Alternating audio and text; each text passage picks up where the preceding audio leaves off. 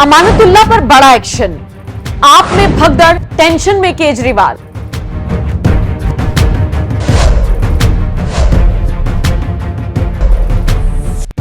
नमस्कार, आप देख रहे हैं एनएमएफ न्यूज। आपके साथ मैं हूं नम्रता चौधरी। आम आदमी पार्टी के सितारे गर्दिश में चल रही हैं। अगर ऐसा कहा जाए तो गलत नहीं होगा। दिल्ली के मुखिया अरविंद केजरीवाल खुद सलाखों के पीछे पहुंच गए हैं। मनीष सिसोदिया, सत्येंद्र जैन पहले से ही जेल की सलाखों के पीछे हैं।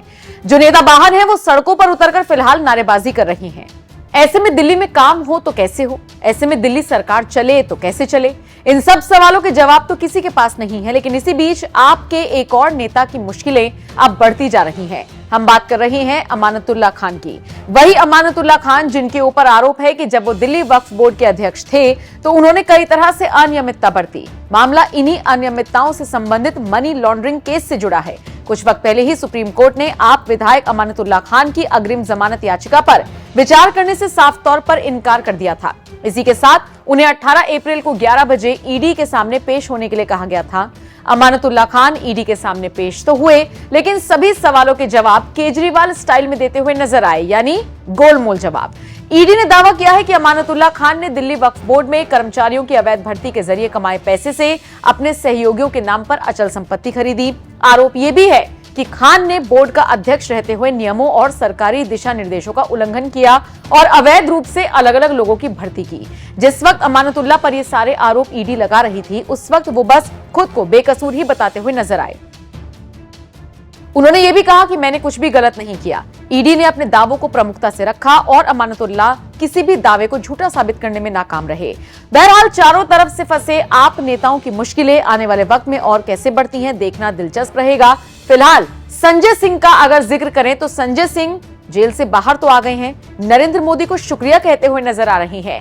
आम आदमी पार्टी के नेता संजय सिंह ने किस तरीके से और क्यों मोदी को थैंक यू कहा, उस वीडियो के साथ आपको छोड़े जा रहे हैं। बाकी आप इस पूरी खबर को लेकर क्या राय रखते हैं, कमेंट करके जरूर बताएं। पिछले 10 दिनों से मैं जेल के बाहर हूं और मुझे बड़ी सुकून की नींद आ रही है।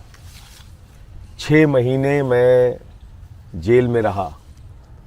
कुछ दिनों तक मुझे आइसोलेशन में रखा।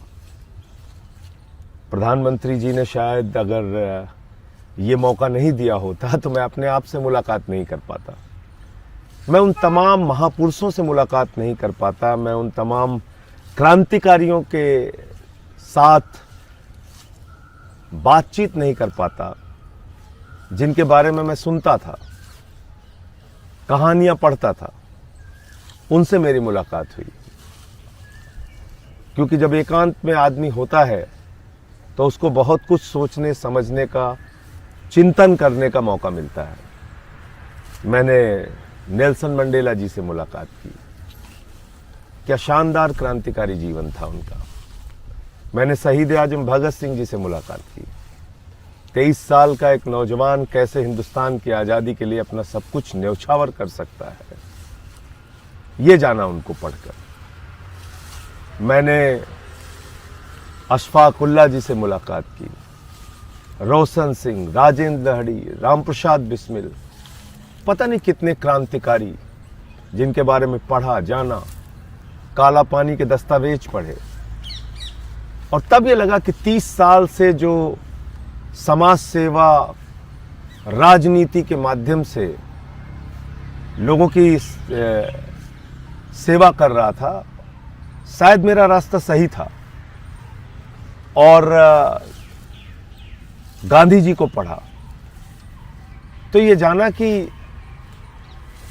हम तो सही रास्ते पे चल रहे थे। शायद ये 6 महीने के जेल का सफर नहीं होता तो मैं ये नहीं सोच पाता कि मैं जो कर रहा था, जिस संघर्ष के रास्ते पे चल रहा था, वो कितना सही है या गलत है।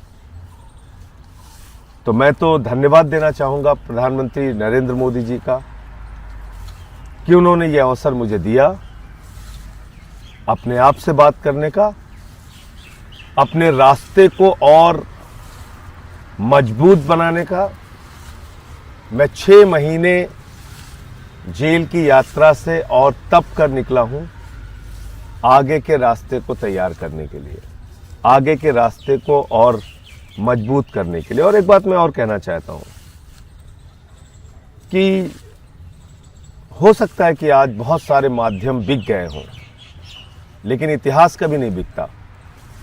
इतिहास में वही दर्ज होता है जो आप करते हैं। क्या सच है, क्या गलत है, ये लोग तय करेंगे। लेकिन किस मंशा से प्रधानमंत्री जी ने मुझे जेल भेजा मैं नहीं जानता, लेकिन उनकी जो भी मंशा रही हो, मैं इतना ही कह सकता हूं कि आपको बहुत बहुत धन्यवाद मोदी जी। आपने 30 साल के मेरे संघर्ष के जीवन को और मजबूत बनाया और ये भरोसा दिलाया कि मैं जो काम कर रहा था वो बिल्कुल सही था और आगे और मजबूती से उसी रास्ते पे बढ़ूंगा।